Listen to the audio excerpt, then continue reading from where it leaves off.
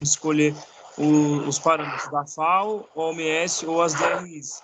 Aí, referente ao VET, que é o valor energético total, a gente tem que fazer esse cálculo com o peso ideal, que seria de acordo com a idade da pessoa, no caso, né? Depende, tá? Se essa pessoa é uma pessoa que ela tá eutrófica, a gente não vai mexer com isso, né? Agora, se ela tá muito acima do peso, tá? Daí é interessante a gente calcular o IMC ideal para fazer o cálculo do valor calórico total e daí calcular com o IMC ideal de 21, 22, a gente conseguir ir lá e calcular o valor calórico total e valor energético, tá? Ou valor energético, não E. É que eu tava confundindo um pouco, porque como que eu fiz com o valor, e o valor tava dando MC de 29, então tava no sobrepeso. E eu Sim. tava então o valor energético não ia condiz com a necessidade dos macro e micronutrientes, porque se um valor energético está sendo apresentado de uma pessoa sobrepeso, então os que iam vir depois ia ser para uma pessoa que está sobrepeso, mas no caso a gente tem que achar recomendação para que ela não esteja ainda no sobrepeso, que ela mude esse quadro que ela está. Tá, se você estiver usando a recomendação segundo as DRIs, tá? Eu não sei qual das duas não, qual recomendação você utilizou, qual o cálculo recomendado você utilizou. Mas se for das DRIs, você tem um cálculo específico para obesidade, tá? E daí ele já faz um valor abaixo do que essa recomendação, tá? Eu usei as 10. Calma aí, Mônica, só um minutinho, deixa ele acabar. Só um minutinho. Eu usei primeiro a Berenice, não sei falar esse nome, mas eu usei primeiro ela e depois eu usei as DRI, deu bastante diferença. Deu quase Sim, 900. os cálculos dão muita diferença, tá? O que acontece a gente sempre utiliza a questão de 10% a mais, 10% a menos, porque essa pessoa, ela tem variação de dias também, tá? E em relação à recomendação, o ideal é que a gente escolha um que a gente prefira, tá? E que a gente comece a utilizar ele como padrão. Tá? Eu estou falando sou eu. Eu tenho como padrão a utilização das DRIs, tá? Ou do Institute of Medicine. Você que decide, o nome dá na mesma, tá? É a mesma coisa. Então, se você escolher esse, você tem um cálculo que é específico para sobrepeso e obesidade, que ele já considera um valor abaixo, tá? Do valor calórico que seria pré-eutrófico, porque ele já espera que essa pessoa tenha que comer menos do que ela comeria se ela fosse eutrófica. Entendi. Tá? Calma aí que agora eu vou falar com a Mônica.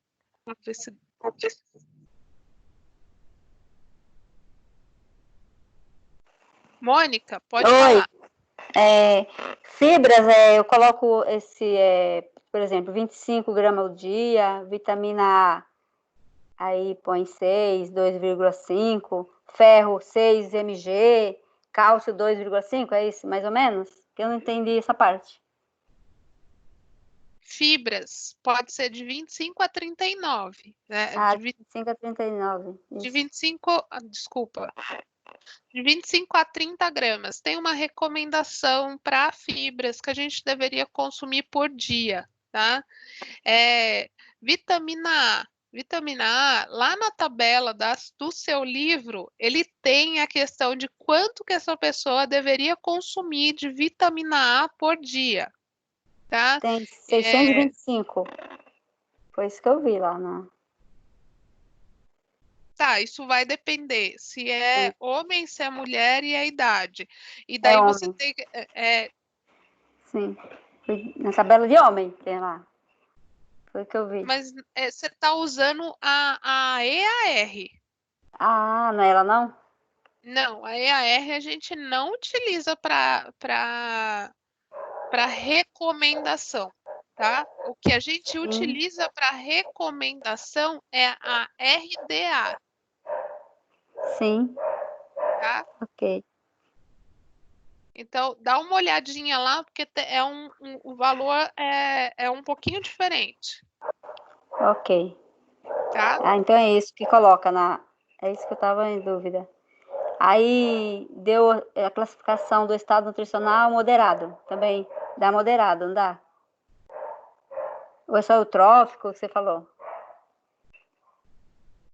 Que deu Então, moderado. eu não sei, porque eu não tô vendo o seu trabalho, eu não Sim. sei quem você pegou, e Meu não me filho. fala, tá? Não é isso, Tá não, bom. mas Tudo bem.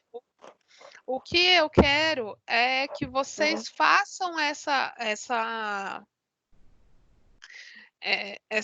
questão de verificação e fazer a recomendação dessa pessoa, para que vocês também comecem já a trabalhar como se vocês estivessem a atender um paciente, tá? Então, isso é o começo de um atendimento normal, tá? Lembrando, gente, eu não quero, vocês não precisam me falar, não é isso. Eu quero que vocês coloquem até em sigla o nome da pessoa, se a questão de estado civil, eu não conheço as pessoas que vocês entrevistaram. E esse não é o objetivo para mim, tá? Eu só quero ver se vocês estão conseguindo, com as informações que vocês retiraram, fazer uma avaliação nutricional desse paciente e fazer o cálculo da recomendação para esse paciente, tanto puxando as aulas que vocês já tiveram até agora, como as aulas que a gente está tendo na disciplina, tá? Então, a gente está. Isso também é um trabalho para vocês puxarem lá da memória, né? Tudo aquilo que vocês já estudaram até agora, tá? Ok. Ó, eu vou basicamente falar agora para vocês, nessa horinha que a gente tem, em relação à recomendação, as recomendações nutricionais, tá? Então, eu vou passar.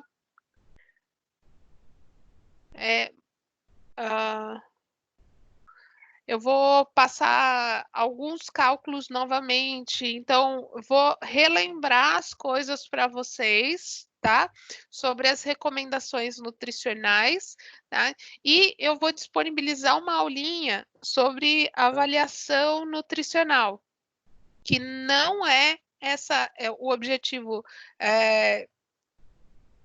primordial dessa aula, porque vocês já tiveram essa aula, né? Só um minutinho, gente. Um minutinho.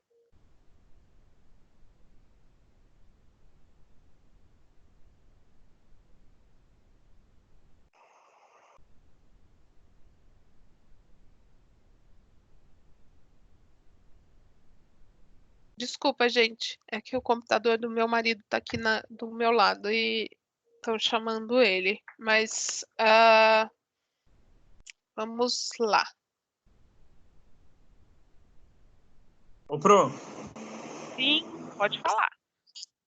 em relação às recomendações dos micronutrientes, eu achei uma tabelinha aqui na página 57 que mostra os valores da recomendação da vitamina C, da D, cálcio, fósforo e magnésio. Isso. Tá. Só um minutinho. Vamos lá. Gente, ó, vamos fazer o contrário. Vou começar pela avaliação nutricional.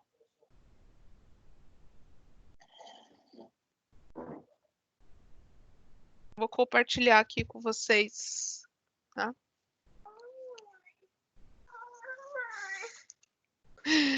Ai, ai.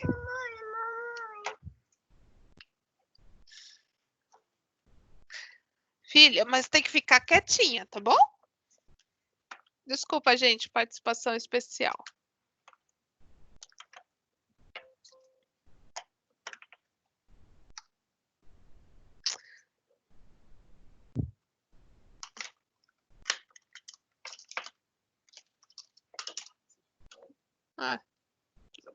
Qualquer coisa eu te grito. Bom, gente, então vamos lá. Vocês estão conseguindo ver o slide? Então, aqui eu fiz basicamente para envelhecimento, porque a disciplina ela fala sobre essa questão de envelhecimento, mas quando a gente trata de adulto, gente, a avaliação do estado nutricional, ela é próxima do que a gente faz com o idoso, tá? Então, o estado nutricional, né? Ele tem a ver com a ingestão, a digestão, se a gente está absorvendo os nutrientes de maneira correta, se o nosso metabolismo ele está sendo um metabolismo que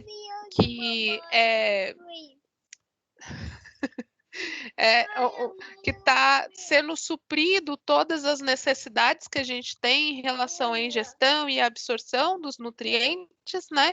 E com isso a gente tem uma incorporação de massa corporal, a produção de energia, tá? Consegue ter todo o papel regulador sobre. Só um minutinho, gente.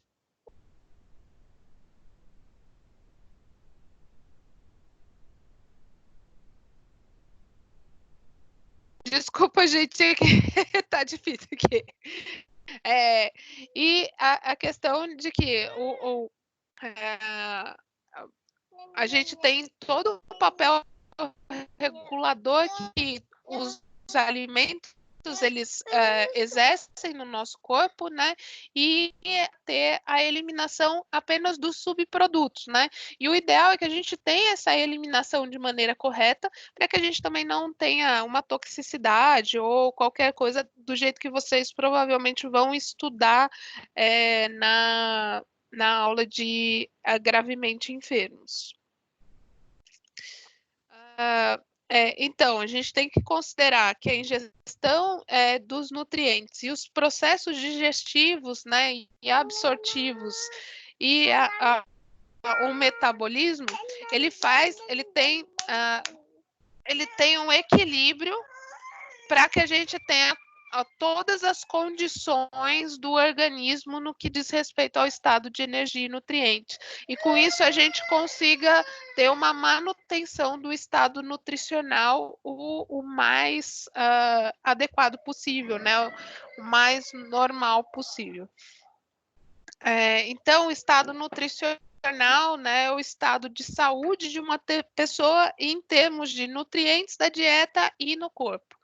E a avaliação nutricional é o caminho a se percorrer para a gente definir o estado nutricional dessa pessoa. Então, o estado nutricional nada mais é do que a gente fazer uma avaliação sobre a saúde da pessoa que a gente está fazendo a consulta, tá? O que a gente tem que considerar quando a gente atende um idoso, né, ou pessoas acima de 60 anos, é que essas pessoas, ela tem o envelhecimento, que é o envelhecimento fisiológico, elas podem apresentar doenças crônicas e com isso, por conta das doenças, né, ou mesmo por conta dos medicamentos e a interação que a gente tem por esses medicamentos e também por conta de todas as alterações do envelhecimento, a gente pode ter problemas na saúde e, consequentemente, uma deteriorização do estado nutricional, né? Então, o estado nutricional, ele avalia toda essa questão, né, que a gente tem que verificar. Então, tudo aquilo que a gente já falou nas aulas passadas, a questão de perda de dente, de modificação da absorção, né, modificação da ingestão, o declínio cognitivo, isso faz com que a gente tenha uma redução na atividade metabólica, né? E com isso pode ser que a gente tenha um aumento da massa gorda dessa pessoa e, consequentemente, uma redução da massa magra acontece por aspectos fisiológicos, tá? Então, o idoso, quando a gente faz a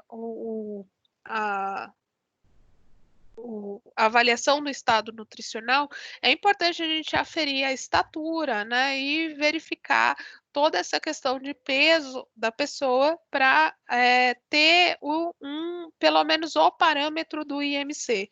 O que acontece com o idoso é que ele tem esse encurvamento, né, da coluna vertebral, e com isso ele não consegue se esticar da mesma forma. Tá? Com isso, ele vai acumulando também um pouco da gordura corporal, principalmente na região, que é uma região que a gente chama de androide, né? Que é a região da barriga, tá? Que é a região mais perigosa em relação às doenças crônicas, tá? Outra coisa que acontece também, né, nessa população, né, é a questão que num adulto jovem a gente tem para a quantidade de peso corporal, né, a massa magra ela ocupa praticamente uma grande proporção desse peso, tá? O peso proporcional para um adulto jovem é um peso considerável, enquanto para um idoso isso se reverte, né? E ele praticamente tem uma criança dentro dele, tá? Em relação à proporção de gordura, tá? E isso é ruim quando a gente pensa em doença crônica. Questão super importante é aquilo que a gente estava discutindo também semana passada em relação à questão de perda de massa magra e, com isso, o aumento da massa gorda, dando a sarcopenia, a obesidade sarcopênica, né? Então, o que o idoso tem? Ele tem a infiltração de gordura e tecido conjuntivo, principalmente em todas as regiões do corpo, né? Outra coisa que é característico da sarcopenia é a diminuição da área seccional e a massa proteica muscular. Então, aqui a gente tem de um adulto jovem, onde a parte preta é basicamente os órgãos, né? Então, os órgãos e a massa muscular que esse adulto jovem tem. Enquanto que aqui a gente tem um idoso que tem mais ou menos o mesmo peso. E a gente consegue ver que a massa magra dele, ela é bem reduzida, né? E existe uma infiltração de gordura, né, na parte de fora, mas também na parte interna desses órgãos. Isso é muito ruim quando a gente pensa em doença crônica, tá? E isso causa o que a gente qualifica de risco nutricional. Tá? Eu falei para vocês em relação à questão de verificação de exame físico, né? Uma das coisas que a gente verifica bastante é a questão da mão da pessoa, tá? E a língua, né? Então, aqui a gente consegue perceber um ressecamento da língua e também muitos sulcos que fazem com que essa língua ela tenha um pouco de perda da função dela, tá? A mão, ela tá super ressecada, tá? E com isso, a unha a gente não consegue perceber aqui, mas é outro aspecto que é muito utilizado na nossa avaliação. Tá? Então, ela não é considerada uma avaliação subjetiva, mas sim uma avaliação clínica, quando a gente olha a pessoa e a gente consegue perceber esses pequenos detalhes que fazem a diferença. tá? A questão de verificar a questão de desnutrição, né? Olha alguns pontos que são observados quando a gente pensa em desnutrição.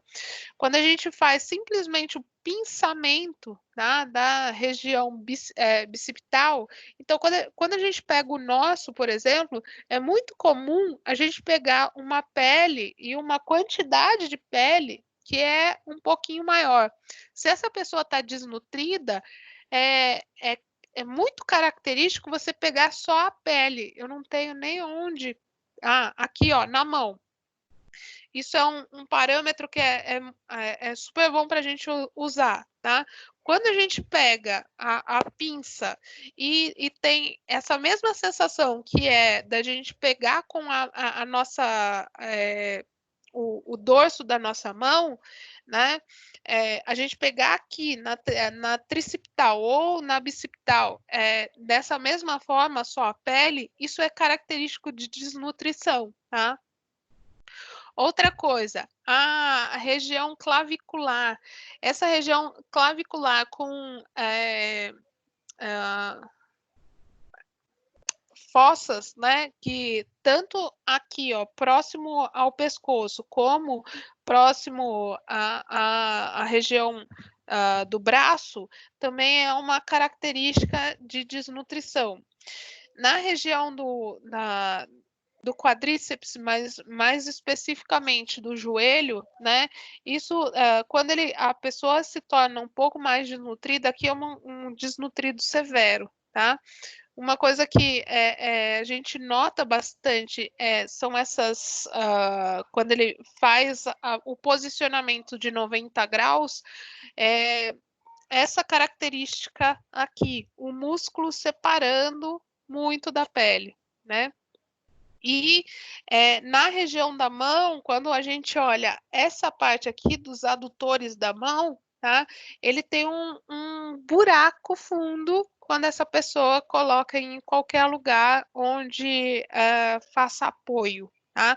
Isso é uma avaliação clínica muito importante que a gente faz quando a gente está estudando não só idosos, né, mas os idosos são mais fáceis de desnutrir, como também de adquirir obesidade, mas a desnutrição é muito mais fácil pela questão de estresse emocional, pela questão financeira, a questão de depender de outras pessoas fazem também com que esse idoso ele acabe ficando desnutrido muito mais facilmente, tá? Então, como que a gente pode avaliar o estado nutricional, né? Primeiramente, a gente tem que avaliar essa questão de gasto de energia, calculando, né, pelas recomendações e pela ingestão. Então, como que a gente calcula? Com os questionários, tá? E outro tipo de avaliação é a pesagem dos alimentos, que para a gente que não vive, né, num local onde seja muito próximo das pessoas, fazer pesagem de alimento é muito difícil de você ter um valor que seja realmente fidedigno, tá? Então, os questionários são bons e são validados e que a gente pode utilizar no nosso dia a dia. Um questionário muito utilizado é o questionário de frequência, tá? Onde a gente pergunta, a gente tem os alimentos mais fechados, né? Então a gente tem todos os alimentos já listados, como por exemplo aqui são leite derivados, né?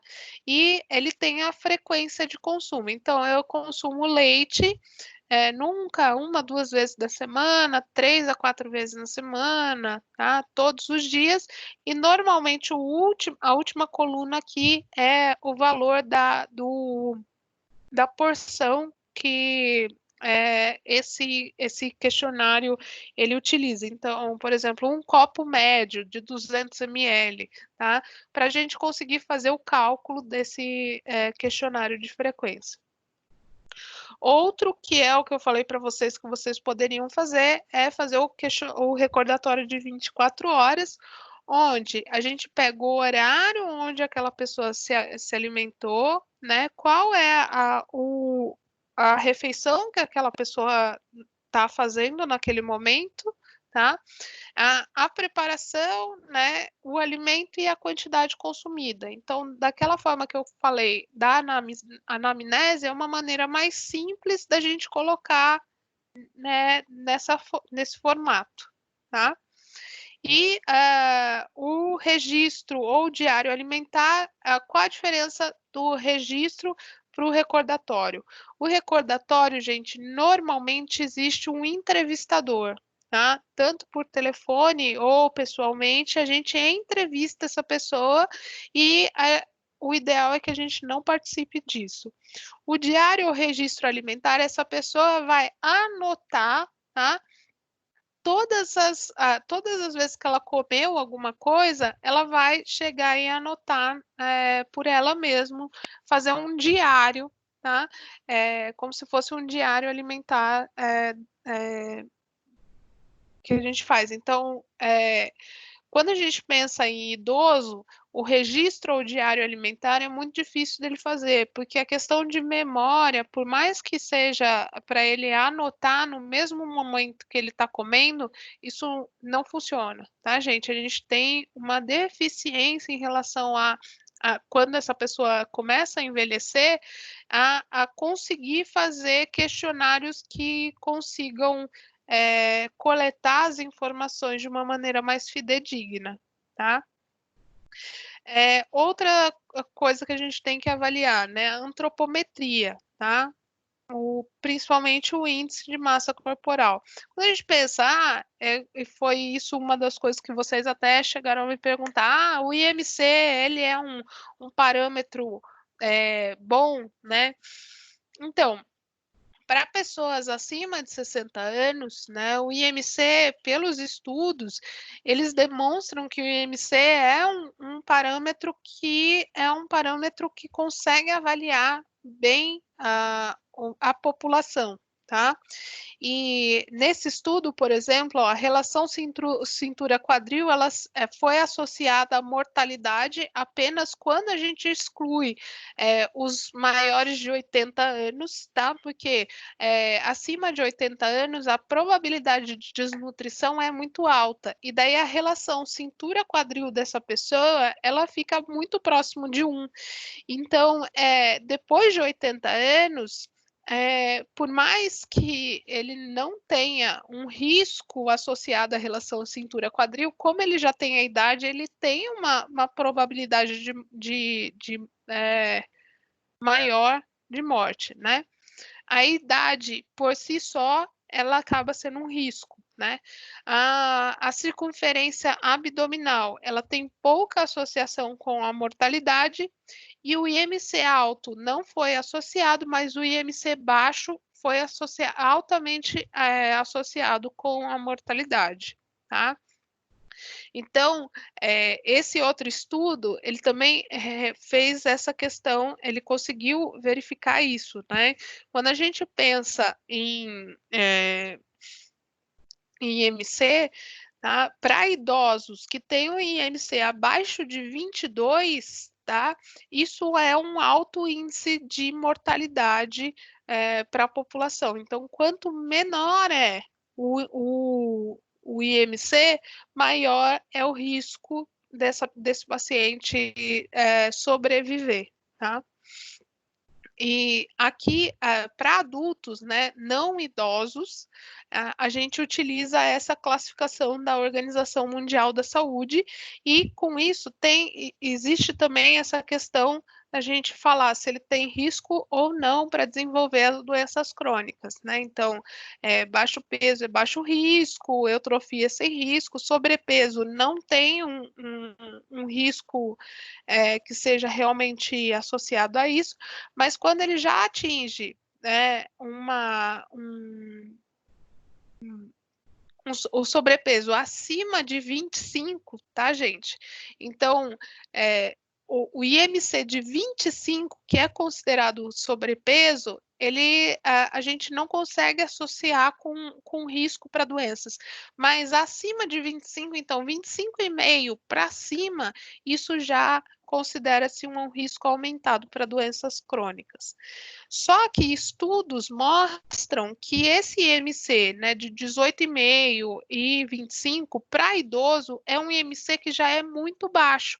Por quê? Porque os estudos mostram que abaixo de 22, tá? Então, quando o IMC fica abaixo de 22 para pessoas que têm mais do que 60 anos, isso é um risco muito alto para a mortalidade. Então, a qualificação para idoso, ela é um pouquinho diferenciada, tá? Eu mostrei na outra aula para vocês a que a gente utiliza aqui no Brasil, tá? Que é de 22, e a gente tem essa outra recomendação, que é a recomendação da OPAS, tá? Da Organização Pan-Americana de Saúde, que ela é muito utilizada mundialmente e vocês vão encontrar em alguns estudos, quando vocês estiverem lendo, essa classificação, tá? Só para vocês saberem que existe essa outra classificação, mas quando vocês estiverem falando de idoso, eu prefiro que utilize aquela que a gente falou na aula passada, tá? E a gordura visceral é aquilo que eu falei para vocês, né? A gente tem, quanto maior a gordura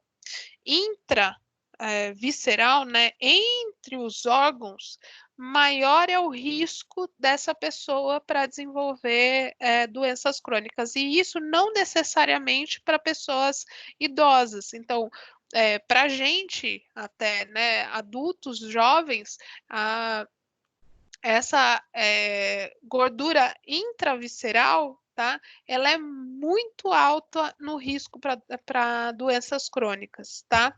E quais são as medidas antropométricas que normalmente estão relacionadas com isso? Principalmente circunferência do abdômen, né? E a circunferência cintura-quadril, tá? A relação cintura-quadril, mas que no Brasil ainda tem uma controvérsia, principalmente por conta do formato das mulheres,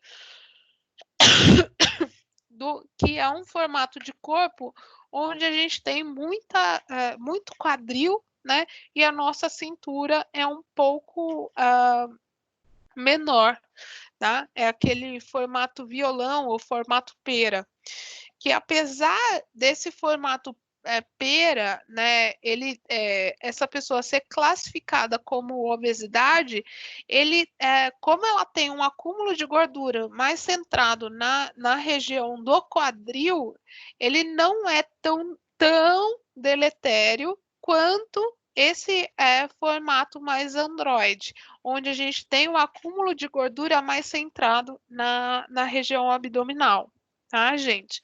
Mas isso não quer dizer que essa pessoa que está em sobrepeso, obesidade e tem esse tipo de formato corporal, ela não tem risco para doenças, tá? E é aquilo que eu falei para vocês, ó, a circunferência do abdômen, tá? De acordo com a referência de Garrow, tá? Que é de 2000, mas a gente tem uma referência um pouquinho mais não é nova. É uma referência que utiliza também, junto com a população brasileira, que é uma população mais mista, tá? De japoneses, a gente utiliza 92 e 88 para mulher, 88 para mulheres e 92 para homens. E é acima, só que esse valor aqui, ó, é o que a gente mais fala em relação a risco aumentado para doenças crônicas. E outra coisa que tem sido muito utilizada, que eu falei no começo da aula para vocês, né, é a circunferência da panturrilha, tá? Para idosos, tá? Porque pessoas acima de 60 anos, tá? Eles já verificaram, principalmente na Organização Mundial da Saúde, que a circunferência da cintura, da panturrilha, tá? Ela normalmente não está associada com a sarcopenia, mas ela fornece informações importantes, tá, sobre a incapacidade relativa à musculatura e à função física. Então, a circunferência da panturrilha ela já tem sido utilizada na nossa saúde pública, no SUS, para avaliar a questão da perda da funcionalidade desse idoso. E quando ela está abaixo de 31 centímetros, é uma coisa ruim, tá? Esse é o parâmetro que a gente utiliza.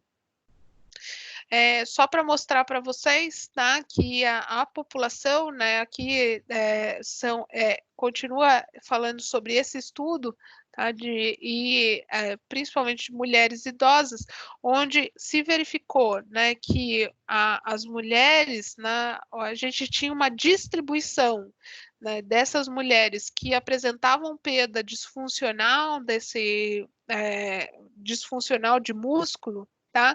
E em relação à circunferência da panturrilha, isso já começava a se demonstrar até no percentil 50, tá?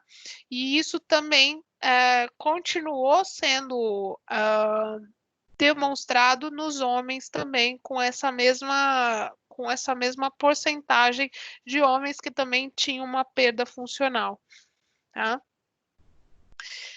E as medidas bioquímicas que a gente utiliza normalmente, então eu trouxe alguns valores bioquímicos para vocês, mas provavelmente vocês tiveram isso em avaliação nutricional, só para vocês relembrarem, tá? Então, quais são os que a gente mais utiliza? São as proteínas plasmáticas, os lipídios plasmáticos, a glicemia e os hormônios, tá? Que são relacionados com balanço energético, metabolismo de carboidrato e de proteínas. A albumina sérica, tá? É um valor que a gente utiliza muito, principalmente em hospital, tá? Essa é a proteína circulante mais abundante que a gente tem no corpo, tá?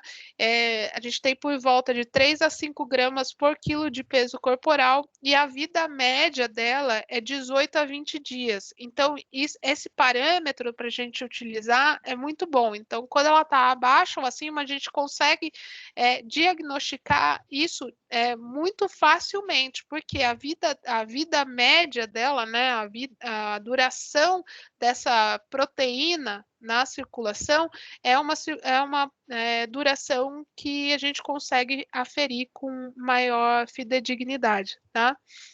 E a gente tem vários padrões de referência, principalmente para fazer o diagnóstico de desnutrição, tá? Aqui eu trouxe só para vocês terem isso com vocês, tá? Não vou cobrar isso de vocês, tá? Mas a concentração de albumina ela deveria ficar nesses parâmetros, tá? Então é muito importante a gente verificar se ela estiver muito abaixo disso daqui, tá? Isso quer dizer que essa pessoa está com alto grau de desnutrição, tá? E o nível aceitável que deveria estar essa albumina, que normalmente está acima, um pouco acima, bem acima disso, para falar a verdade, tá? É esse aqui. Outra coisa que a gente tem também em relação à avaliação nutricional é a questão da interação entre drogas e nutrientes, tá? A gente tem que verificar quais são os medicamentos que essas pessoas utilizam e, às vezes, verificar na composição desse medicamento se ele tem alguma interação com o nutriente. A maior parte dos medicamentos, eles têm na bula, tá? Falando se deve ou não ser consumido com algum tipo de nutriente, se pode ser consumido e se ele se ele interfere na alimentação, tá? E o idoso, normalmente, ele faz o uso de múltiplos medicamentos. Então, é importante a gente verificar essa questão e, às vezes, também definir junto com o médico qual o melhor horário para ser utilizado esse medicamento para não interferir com a alimentação desse idoso. Outra ferramenta que a gente utiliza muito é a mini avaliação, tá? Que é prática, simples, validada, e ela tem 2 partes. Primeiro, uma triagem, e depois a gente faz essa mini avaliação, que tem 6 questões que normalmente estão relacionadas ao IMC, aos problemas neuropsicológicos, tá? E a gente tem que fazer a medida antropométrica, a avaliação relacionada ao modo de vida, em relação à medicação, tá? E fazer o questionário dietético para ver se ele está consumindo a quantidade de nutrientes suficiente. Essa aqui é a mini avaliação, tá? Nos hospitais, normalmente, ela vem com o logozinho, tá? Mas é super fácil de se fazer. Ele pergunta algumas coisas para esse idoso. Então, ó, nos últimos 3 meses, houve diminuição da ingesta alimentar devido à perda de apetite, problemas digestivos, e esse idoso vai falar se teve ou não, tá? E com isso a gente tem um scorezinho, e com esse score, junto com a avaliação antropométrica dessa pessoa, tá? A gente tem um score se ele está com risco de desnutrição ou não. E ele é bem aplicado dentro do hospital, principalmente na internação de idosos, para a gente verificar se esse idoso não está se ele já não está com algum risco, tá? E não é só para idoso que se utiliza, tá? Na triagem de pessoas que têm trauma, também são utilizados. Por exemplo, queimados, a gente usa bastante a mini avaliação, tá? E aqui algumas recomendações de leituras para vocês. Não que vocês tenham que ler, tá, gente? Eu vou falar um pouquinho mais da outra aula que eu preparei para vocês, tá? E só para mostrar os cálculos, e daí eu abro para vocês perguntarem, tá? Então, ó, é só para mostrar para vocês essa questão que eu deixei disponível, para que vocês tenham esses cálculos sempre com vocês, tá? Em relação à recomendação de macronutrientes, que eu vi também que teve um pouquinho de dificuldade em relação a relembrar essa questão de 4 calorias, 9 calorias. Então, lembrar, né, que todo alimento, ele traz energia disponível, né? E já foi feito uma questão de quanto que cada tipo de alimento ele fornece de energia. E no cálculo, né, os glicídios, ou seja, os carboidratos, eles foram padronizados, que a cada grama de carboidrato fornece 4 calorias, proteína a cada grama fornece 4 calorias e lipídios 9 calorias, tá? O álcool também. Cada grama de álcool ou ml de álcool fornece 7 calorias, tá? Só para vocês relembrarem, porque a gente tem que fazer esse cálculo em relação à quantidade calórica, grama e porcentagem, né? Lembrando sempre que o alimento ele tem esse efeito térmico, né?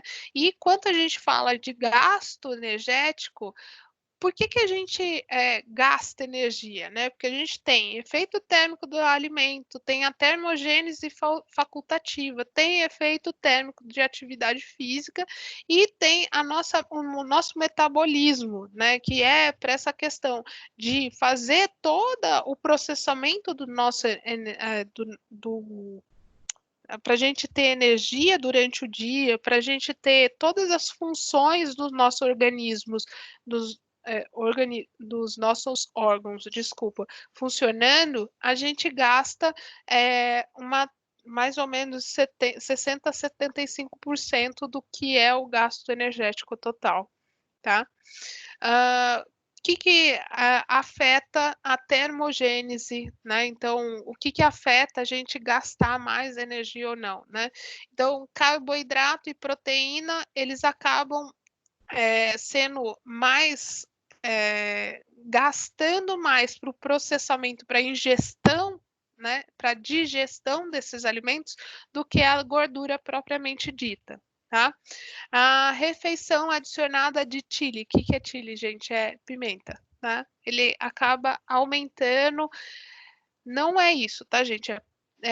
Chega até 33% dependendo da pessoa, tá? Cafeína, por exemplo, 100 gramas de cafeína, tá? 100 miligramas, desculpa. Ou seja, uma xícara de café expresso, ela aumenta por volta de 8 a 10% a nossa termogênese, tá? Isso é o que tem descrito na literatura. Mas o que acontece é que a gente tem a termogênese individual, tá?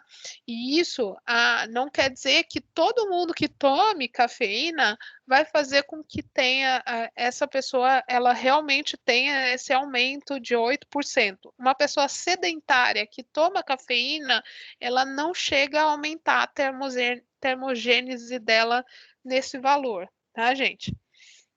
E a gente tem uma questão de termogênese facultativa, que isso acontece todo ano com a gente, tá, gente? Mudança de temperatura faz a gente gastar menos ou mais energia. O estresse, tá? Dependendo da pessoa, ela gasta mais, ela aumenta a taxa metabólica dela, como também ela pode fazer o contrário. A febre, gente, temperaturas acima de 37 graus podem aumentar a nossa termogênese em até 13%. Então, em alguns casos, né, por exemplo, em gravemente enfermos, a gente às vezes tem que considerar essa questão da febre, tá? A gente tem que lembrar do efeito térmico da atividade física, que também aumenta o nosso gasto calórico, né? E a taxa metabólica basal, isso normalmente a gente precisa calcular, por quê? Porque a gente respira, a gente tem atividade cardíaca, atividade glandular, sistema nervoso central, né? E a conservação da temperatura que fazem com que a gente tenha esse gasto energético normal, tá? Eu vou passar um pouquinho para frente, mas daí isso tudo vocês vão ter disponível para vocês lerem, tá? Então a questão quando a mulher engravida, a produção de leite, ela acaba aumentando a taxa metabólica basal, né? Isso eu falo nas aulas de gestante, tá? E uma coisa que às vezes a gente não tem disponível na hora, né? A gente está lá na hora, vem uma pessoa do nada e fala assim para a gente: quanto que mais ou menos eu preciso comer para não engordar? Existe um método, tá, gente? O que a gente normalmente usa é a fórmula de bolso e dependendo do peso dessa pessoa, a gente usa 25 calorias por quilo de peso ou 30 ou 35. Isso tudo vai depender do peso dessa pessoa, tá? Mas a gente também tem o método, aqui tem todas as fórmulas para vocês, tá, gente? Então, o método do peso, que para homens, 1 caloria por quilo por hora, tá? Mulheres, 0,9, porque a gente gasta menos, querendo ou não, tá? Em 1919, o Harrison Benedict, ele fez, né, a fórmula para a taxa metabólica basal, e o Harrison Benedict é um que tem sido utilizado até hoje, principalmente quando a gente fala de queimados, tá, gente? E porque ele considera muito fator injúria, tá? Pessoas que têm acima de IMC 40, IMC 40, a gente tem que usar o peso atual, e pessoas que têm peso até 40 de IMC, tá? A gente usa o peso atual, e acima de 40 o ideal é a gente colocar o peso ideal ou desejável. Lembrando que acima de 40, gente, é ideal que a gente estabeleça metas para essa pessoa e baixando a taxa metabólica, gasto energético total de uma maneira gradual e não fazer com que ela já consuma uma quantidade muito pequena de caloria, porque isso pode fazer a síndrome da retroalimentação, que a gente chama, tá, gente? Então, essa pessoa vai acabar voltando ao IMC. Então, o ideal é fazer devagarzinho. Em 85, a OMS ela fez uma nova estimativa de cálculo, tá? Que a gente tem aqui, tá? Isso pensando numa fórmula de bolso, tá? E quando a gente tem disponível tanto peso quanto estatura para maiores de 10 anos, eles colocaram em outra fórmula que é um pouquinho mais fidedigna, tá? As DRIs de 2002, né, que eu coloquei para vocês, isso para pessoas eutróficas, tá? Pensando em pessoas obesas, tá? Utiliza a outra fórmula. Normalmente, o que a gente faz? A gente faz o gasto energético, para a gente ter a obtenção do gasto energético total, a gente tem que, quando pensando nas DRIs, fazer a... Desculpa, gente. O gasto energético total é a mesma coisa da necessidade estimada de energia, tá? Que é a mesma coisa do gasto calórico total, tá? Esses nomes são a mesma coisa, tá? Por quê? Porque as DRIs, elas utilizam essa nomenclatura diferente, que é necessidade estimada de energia. Isso é a mesma coisa de falar gasto energético total, tá? Fator atividade física, tá? Para homens e mulheres, pensando na FAO, tá? Nas DRIs, aqui, ó, necessidade estimada de energia para acima de 19 anos e coeficiente de atividade física para maiores de 19 anos para homens e mulheres, tá? Aqui eu trouxe as DRIs, tá? Para todas as idades e o fator atividade física, pensando no fator atividade física também, tá, gente? Aqui,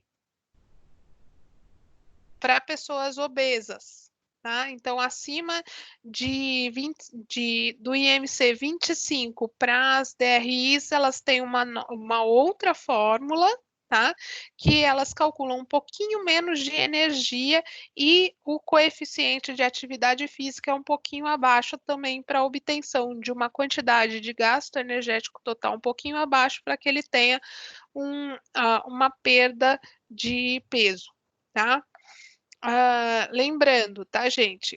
Para a gente considerar o que é sedentário, o que é leve, o que é moderado, o que é pesado, a gente tem aqui, ó. Então, sedentário, trabalhos domésticos de esforço leve ou moderado, caminhadas para atividades relacionadas ao cotidiano, como trabalho, tá? Ficar sentado várias horas no dia. Isso para as DRIs é sedentário, tá?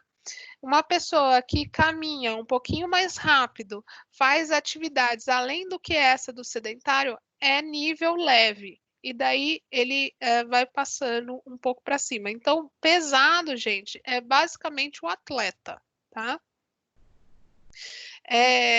E para a gente, uma coisa que a gente sempre utiliza muito é essa questão de divisão em relação a café da manhã, colação, almoço, lanche da tarde e jantar. Como que a gente sabe o quanto que a gente vai ter que fornecer de energia para essas pessoas, né, de quantidade calórica? Existe o Harris and Benedict, né, e na verdade, os estudiosos, eles verificaram que se essas alimentações elas estiverem nessa proporção, em média, a pessoa ela consegue manter o peso, tá, gente? Então, pode usar tanto essa quanto essa, dá na mesma. Lembrando que o total no dia tem que dar 100%, tá? Só para resumir para vocês, ó, quantidade em porcentagem de acordo com FAO e DRI, tá? Carboidrato, proteína e lipídio. Então, isso tudo vai depender do qual é a recomendação que você está utilizando, tá? Então, se você utilizar o cálculo da FAO, o ideal é a gente calcular os macronutrientes, a porcentagem de macronutrientes, segundo a recomendação da FAO-OMS.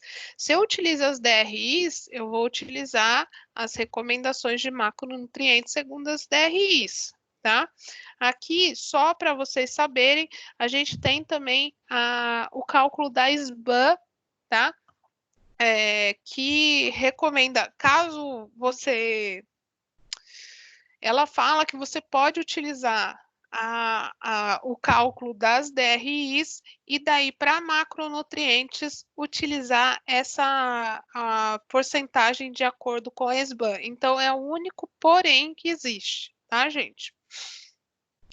Em relação a carboidratos, tá? As DRIs, elas recomendam que o mínimo diário de carboidratos seja de 130 gramas por dia, as fibras de 20 a 35 gramas por dia, e carboidratos simples, eles não ultrapassam 10% do total. Lipídios, tá? Ácidos graxos saturados, se a pessoa não tem colesterol, tem que ser abaixo de 10%, e poliinsaturados de acordo com essa recomendação, tá? E aqui tem um exercíciozinho, caso vocês queiram fazer, e daí na próxima aula a gente não vai se encontrar, mas vocês podem, caso vocês tiverem dúvida em relação a esse exercício, tá? Vocês podem me perguntar no grupo, que eu tiro qualquer dúvida para vocês em relação a isso, porque a gente não vai conseguir fazer hoje, tá? É simplesmente calcular a quantidade segundo a FAO, tá? E indicar em relação à porcentagem, quilocalorias e grama, tá? Os carboidratos, proteínas e lipídios, e lembrar de todos os subelementos, tá? Isso é um exercício para vocês fazerem para estudar para a prova também. Eu vou disponibilizar essas 2 aulas para vocês hoje no AVA, tá?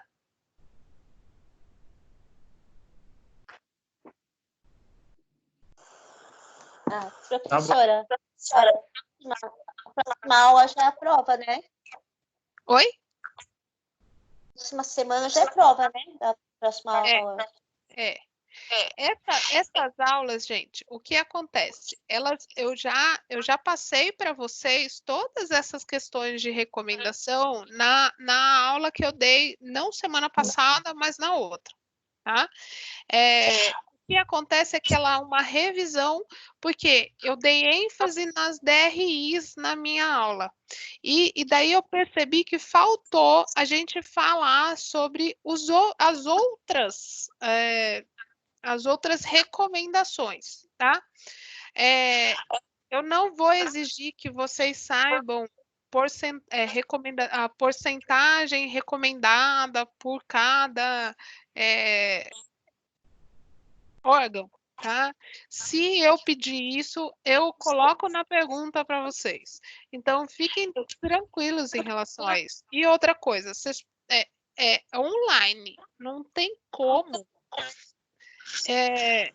eu conseguir falar para vocês que vocês não podem verificar a minha aula para fazer o exercício que está online, tá?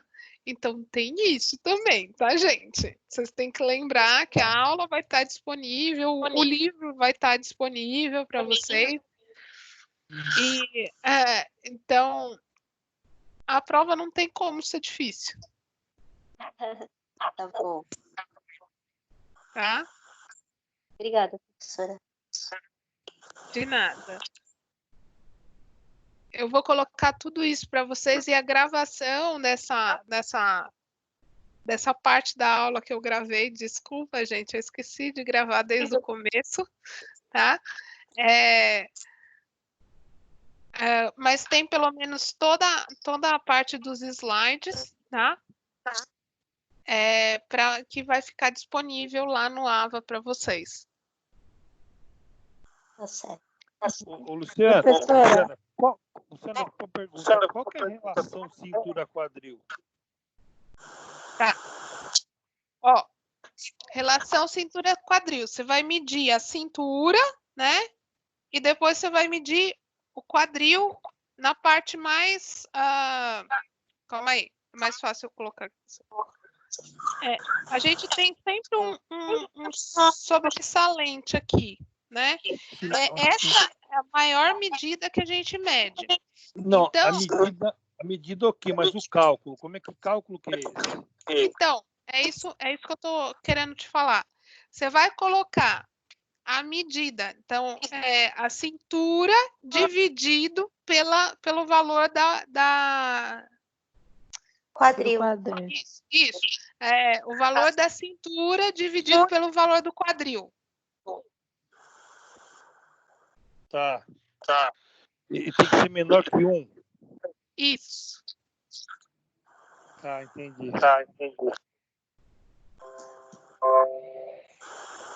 Certo? Tá bom, obrigado. Gente, alguém tem mais alguma dúvida? Eu tenho. Pode falar. Professora, em relação à idade para o trabalho, é a partir dos 18 anos ou a partir dos 19 anos? 19. Ok.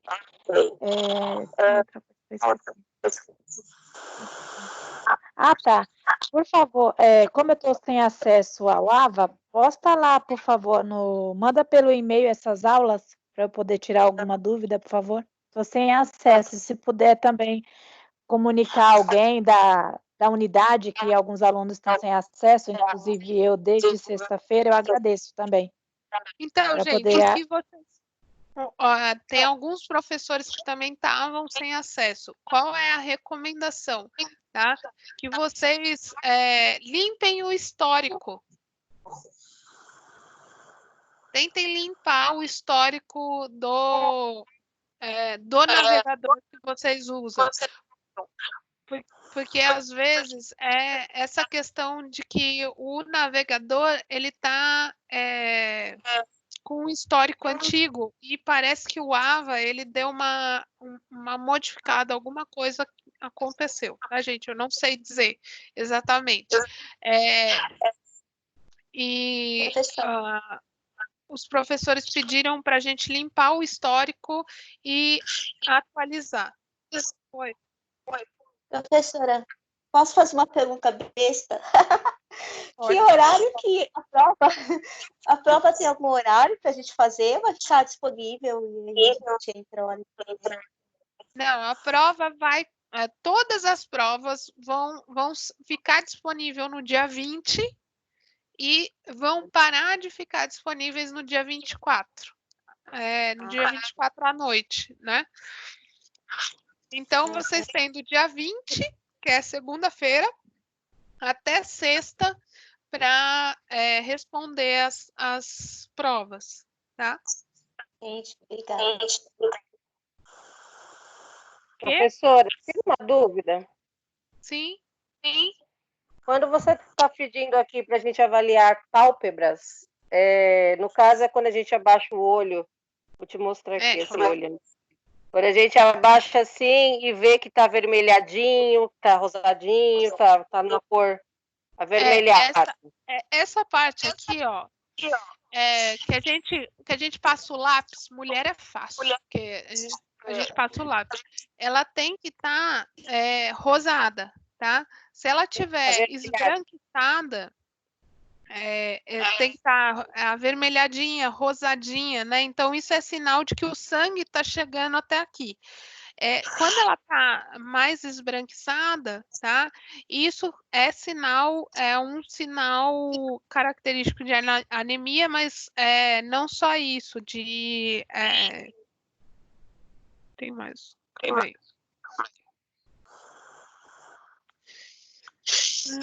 Professora, Minha vai- pálpebra treme. Exaustão também, mas tudo bem. Oi? É falta de vitamina? Quando treme assim? Isso é estresse. Estresse? É, Ixi, eu e tô estressada.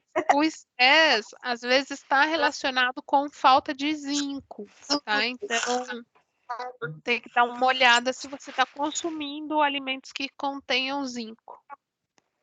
Outra dúvida, Pro, que surgiu aqui.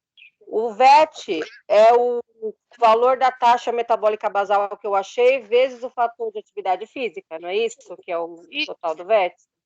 Isso, depende Só da que- fórmula que você está utilizando, né? Eu usei a FAO para fazer o Isso, daí cálculo é. da taxa metabólica basal. Aí onde que eu acho o fator de atividade física também da FAO? Eu não estou Tá. achando. Nessa aula que eu vou pôr hoje tem, tá? Mas na aula passada também tem. Logo em seguida da fórmula da FAO, eu coloquei o fator de atividade física.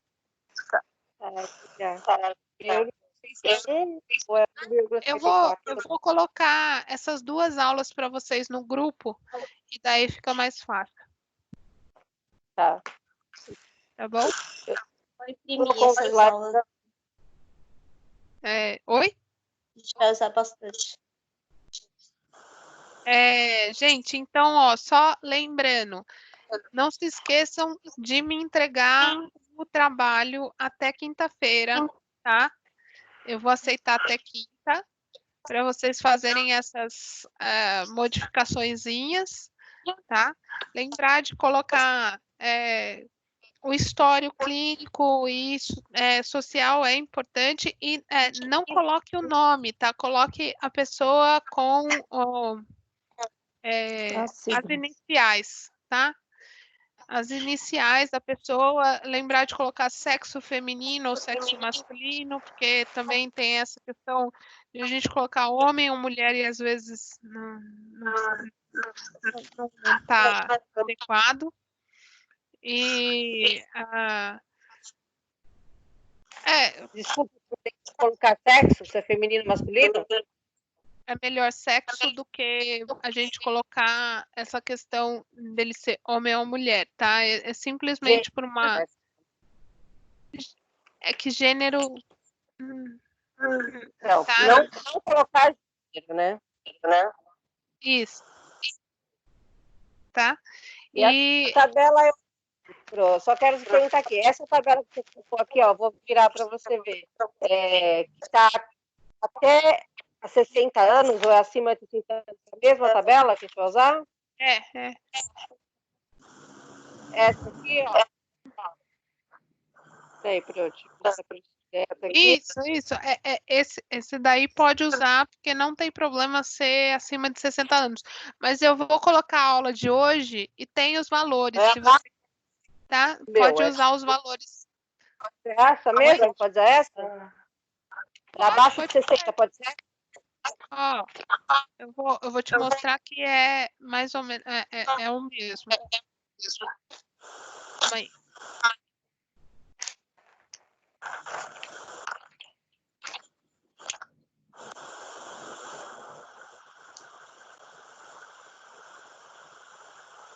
Porque tem tabela Consegue ver? Consigo. É que aqui ele é um geral. Isso.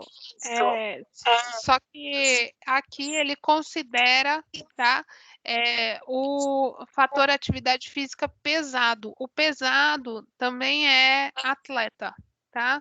Então, quando a gente considera esses valores aqui, a gente tem que lembrar disso daqui, ó. Pesado é atleta. Tá, no caso do meu paciente, 1,4 faz a taxa metabólica basal vezes o fator de atividade física, isso vai ser o VET dele. Isso. Tá bom. Tá bom? Entendi. Certo? Depois eu vou adequar isso em porcentagem de carboidrato, lipídio e proteína. E colocar em grama para você. Isso. Tá bom? Entendi. Obrigada, viu? De nada. Tem Mais que, alguma tem, dúvida, gente? tem que colocar também se a pessoa faz atividade física, professora? Você tem que colocar o nível de atividade física dessa pessoa, porque senão eu não vou conseguir saber qual é o valor que você utilizou. Sim. Se ele anda de bicicleta, faz academia, essas coisas? Isso. Ok. Professora, posta para a gente também lá no grupo sobre o que foi pedido nesse trabalho, sobre aqueles. Sobre tudo que foi pedido aqui para a gente poder fazer o trabalho, para que a gente consiga melhorar o que já foi feito, né? Mudar o que está errado. E também a questão da gente saber também em relação a o que foi pedido em semiologia, que é a parte dos sinais, né? Que a gente vai identificar por sinais as características do paciente, se ele está sem coloração, se Não, está mas com isso, essas Ângela, partes. não, isso daí eu coloquei como se é um adicional. Então, isso não vai valer nota, tá? Essa parte de exame físico. Tá, então, eu não preciso colocar no trabalho sobre os sinais. Por exemplo, o que a gente percebe, não o que ele relata. Não vou precisar colocar isso. Não. Tá? Tá Mas bom. a outra parte eu coloco para vocês, sim. Por favor. Eu estou sem acesso, não consegui baixar nem ver o que foi solicitado exatamente no trabalho, depois da aula que a gente teve semana passada. Tudo bem, não tem problema. Já coloco para vocês, tá bom? Tá, obrigada. Obrigada, Pro. De nada, gente. Só para eu garantir, tem mais alguma dúvida? Não. Do que a Leila falou, que tem o VET, é do valor do IMC, da altura e do peso? Que multiplica? Não. É isso? É a recomendação nutricional, valor calórico, o valor gasto energético total desse paciente.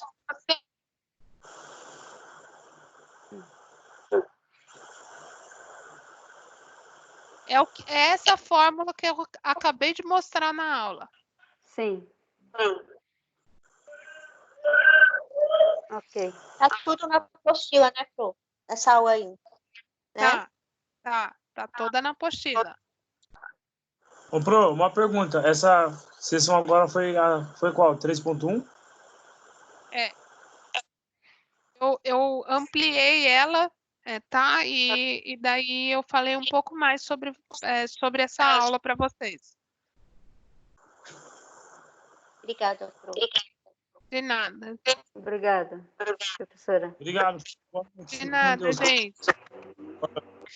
Até semana que vem, então. Até semana que vem. Até. Tchau, Deus abençoe todo mundo. Quinta tem aula, né, Pro? Oi? Quinta a gente tem aula, né? Quinta tem, Tá bom. tá? É. Tchau, gente. Tchau. Boa noite. Boa noite. Tchau.